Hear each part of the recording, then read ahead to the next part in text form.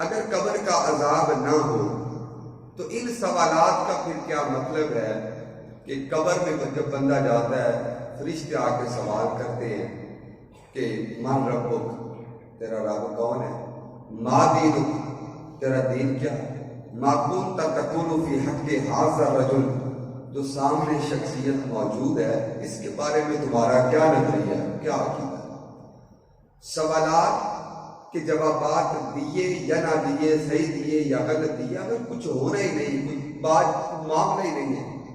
تو پھر قبر میں اٹھانے کا، اٹھا کے سوال کرنے کا، جواب طلب کرنے کا پھر مقصد کیا ہے؟ پھر جیسے قیامت کے دن باقی سوالات جوابات ہیں یہ بھی اسی وقت ہو جاتے ہیں، لیکن جب قبر میں سوال جواب ہونے ہیں تو اس سے سمجھ آتی ہے کہ صرف سوال جواب کر کے سلا دینے کا نام نہیں ہے، کچھ نہ کچھ تو ہے انسان کے لیے، کوئی پریشانی، کوئی انسان کے لیے کوئی آزائش، کوئی خوشی کہ جو قبر میں بھی انسان کو نصیب ہوتی ہے۔ اسی وجہ سے حضور صلی اللہ علیہ وسلم نے فرمایا القبر روضۃ من ریاض الجنہ اور حفرۃ من حفر النار، فرمایا قبر یا تو جنت کے باغوں میں سے باغ ہے یا جہنم کے گڑھوں میں سے گڑھا ہے۔ اب جنت کے باغوں میں سے باغ کس کے لیے ہے کہ جو قبر میں پکار کے ہر چیز کا ٹھیک جواب دے گا، ربی اللہ، میرا رب اللہ ہے، دینی الاسلام، میرا دین اسلام ہے، اور جس شخصیت کے بارے میں پوچھو ہوا محمد رسول اللہ صلی اللہ علیہ وسلم، وہ میرے نبی ہے، لیکن جو ہر سوال کے جواب میں یہ کہہ دے ہاں لا ادری، یا کچھ سوالات کے جوابات دے کچھ کے بارے میں کہ ہاں لا ادری میں نہیں جانتا، تو پھر یہ عذاب جو ہے یہ قبر سے شروع ہو جاتا ہے۔ قرآن پاک میں بے شمار آیات ہے، بہرحال چند آیات ذرا آپ جو ہے ملاحظہ فرمائیں گے۔ اللہ رب العزت نے قرآن پاک میں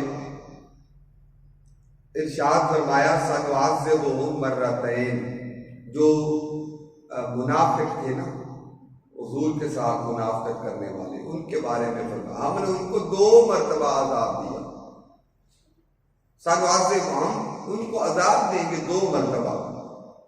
ثم یردون الی عذاب عظیم، اس کے بعد پھر وہ بڑے عذاب کی طرف پلٹائے جائیں گے۔ 2 مرتبہ ہم ان کو عذاب دیں گے اور اس کے بعد بڑے عذاب کی طرف پلٹائے جائیں گے۔ جو مفسرین نے یہاں پہ لکھا ہے وہ یہ ہے کہ پہلا جو ان کو عذاب دیا گیا وہ یہ کہ ان کو بڑی مجلس میں، بڑی محفل میں، مسجد سے حضور نے کہہ کہ قم یا فلاں اخرج من مسجدی ھذا، فلاں بندے اٹھ میری مسجد سے دفع ہو جا، نکل جا۔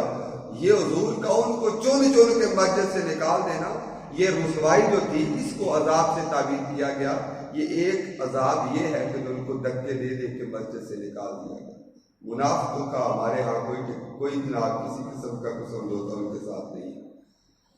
اسلامی عقائد میں منافقت کو کوئی عمل دخل نہیں۔ تو ایک تو ان کو مسجد سے نکالا گیا، اور دوسرا وہ عذاب ہے کیونکہ اللہ فرماتا سنعذبہم مرتین، ہم ان قریب ان کو 2 مرتبہ عذاب دیں گے۔ ایک عذاب یہ تھا جو مسجد سے نکالا گیا، اور دوسرا عذاب قبر ہے۔ اور اس کے بعد اگر حشر کے عذاب کی کوئی بات کرے تو ثم یردون الی عذاب عظیم، فرمایا یہ 2 عذابوں کے بعد پھر بڑے عذاب کی طرف پلٹائے جائیں گے۔ اس کا مطلب یہ ہے کہ قیامت کے عذاب سے پہلے ان کو 2 مرتبہ عذاب ہے، ایک عذاب دنیا ہے اور دوسرا عذاب قبر ہے۔ کچھ اور تو یہاں پہ سمجھ آتے ہیں۔ بہرحال حضرت نوح علیہ السلام کی قوم نے جب نافرمانی کی نا، اللہ تعالیٰ نے ان کے بارے میں فرمایا مما خطیئاتہم اغرقوا فادخلوا نارا، میں اپنی خطاؤں کی وجہ سے پہلے ان کو غرق کیا گیا اور اس کے بعد ان کو آگ میں داخل کر دیا گیا۔ پہلے ان کو غرق کیا گیا، پھر ان کو آگ میں داخل کر دیا گیا، غرق کیے گئے، آگ میں پھر داخل کیے گئے۔ اب غرق کیے گئے کا مطلب کیا کہ پانی میں ڈبو کے مار دیے گئے، اور اس کے بعد فادخلوا نارا، آگ میں داخل کر دیے گئے۔ ابھی میدان حشر تو برپا ہوا ہی نہیں، ابھی وہ فیصلے جو کل بروز قیامت ہونے ہیں وہ تو ہوئے ہی نہیں، ابھی تو قیامت قائم ہوئی نہیں۔ لیکن یہ جو حضرت نوح علیہ السلام کی اس قوم کو پہلے غرق کیا گیا پھر آگ میں داخل کیا گیا، یہ کون سی آگ ہے جس میں داخل کیا گیا؟ اس سے وہ آگ تو ہو نہیں سکتی کہ جو میدان معاشر میں فیصلہ ہونے کے بعد انسان کے لیے یہ فیصلہ ہوگا، کیونکہ وہ ابھی قیامت تو برپا ہوئی نہیں۔ غرق یہ کر دیے گئے، اور غرق ہونے کے بعد اور قیامت سے پہلے جس عذاب کے بارے میں قرآن نے ذکر کیا فَأُدْخِلُوا نَارًا، آگ میں داخل کر دیے گئے، یہ وہی آگ ہے کہ جو قبر میں ان کو ملی۔ اس سے مراد عذاب قبر ہی۔ اس طریقے سے حضرت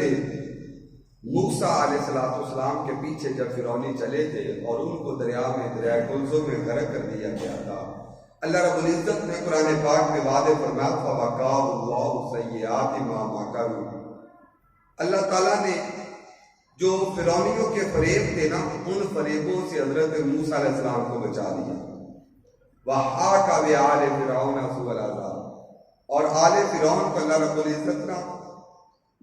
عذاب کی جانب لے گیا، سخت عذاب کی جانب۔ النَّارُ يُعْرَضُونَ عَلَيْهَا غُدُوًّا وَعَشِيًّا، وہ آگ پہ پیش کیے جاتے ہیں صبح بھی اور شام بھی۔ وَيَوْمَ تَقُومُ السَّاعَةُ، جب قیامت آئے گی، أَدْخِلُوا آلَ فِرْعَوْنَ أَشَدَّ الْعَذَابِ، پھر حکم ہوگا آل فرعون کو اشد عذاب میں داخل کر دو۔ اب یہ اللہ کا قرآن ہے کہ حضرت موسیٰ علیہ السلام کو ان کے داؤ سے اللہ نے بچایا، بچانے کے بعد آل فرعون کو برے عذاب کی طرف دھکیل دیا۔ صبح و شام وہ آگ میں جلتے ہیں۔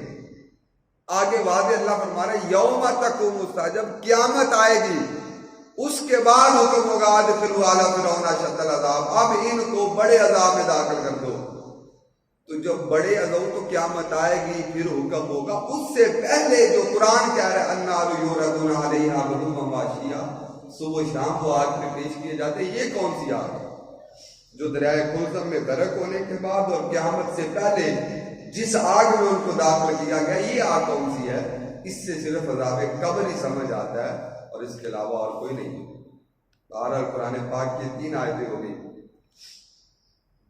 اللہ تعالیٰ قرآن پاک میں فرماتا ہے وَإِنَّ لِلَّذِينَ ظَلَمُوا عَذَابًا دُونَ ذَلِكَ وَلَٰكِنَّ أَكْثَرَهُمْ لَا يَعْلَمُونَ، ظالموں کے لیے ایک عذاب اس سے پہلے بھی ہے،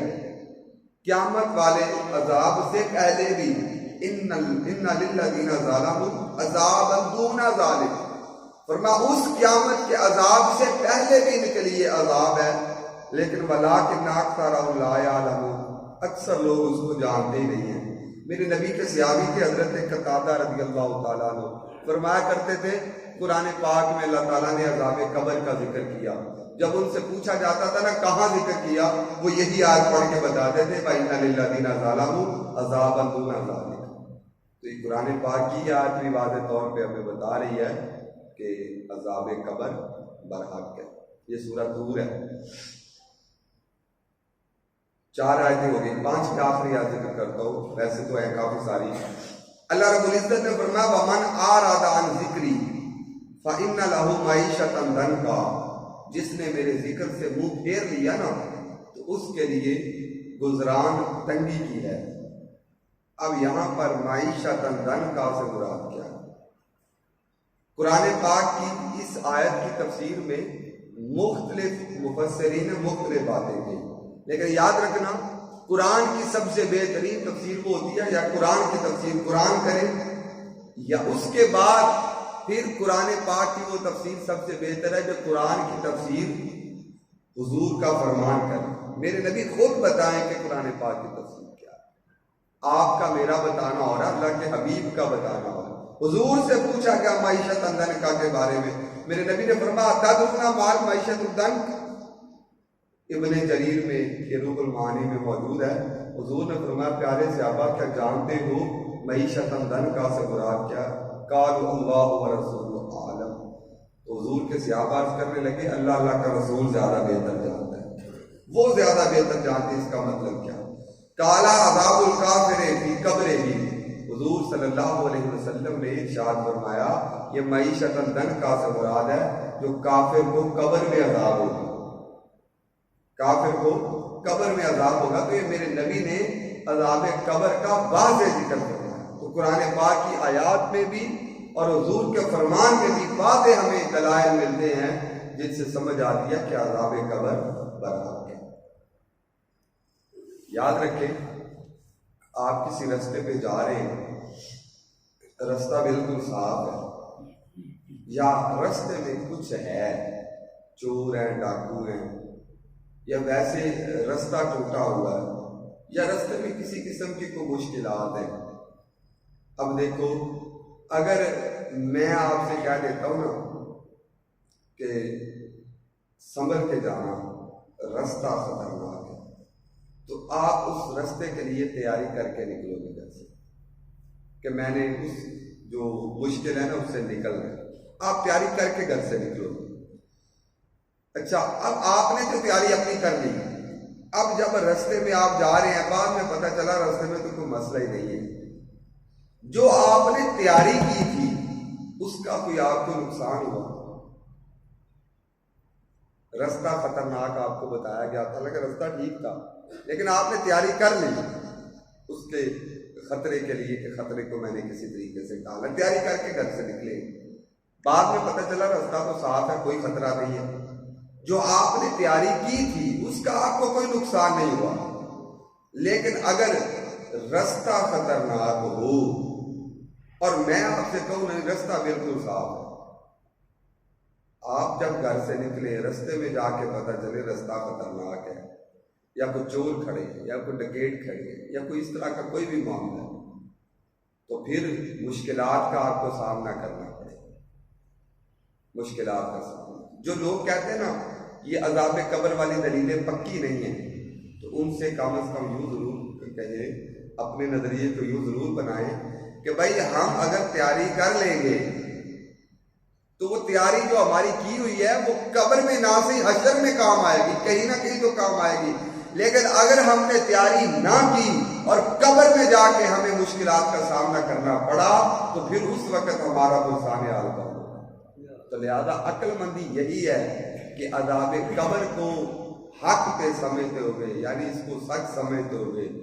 دلیلوں پہ اعتبار کرتے ہوئے اپنی زندگی اس طریقے سے گزارو کہ اگر اس کا ہمیں سامنا کرنا پڑتا ہے تو پھر ہماری پہلے سے اس کے لیے تیاری ہو، ایسا نہ ہو کہ ہم غافل اس دنیا سے چلے جائیں اور بعد میں پتہ چلے کہ